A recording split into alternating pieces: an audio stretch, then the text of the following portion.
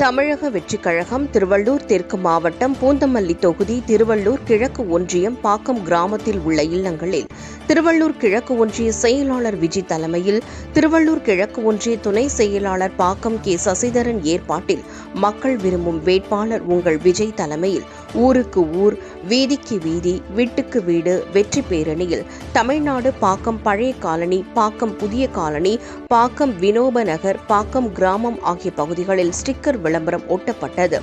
இந்நிகழ்ச்சியில் சிறப்பு அழைப்பாளராக திருவள்ளூர் தெற்கு மாவட்ட கழக செயலாளர் டாக்டர் ஆர் பிரகாசம் என்கின்ற குட்டி கலந்து கொண்டார்.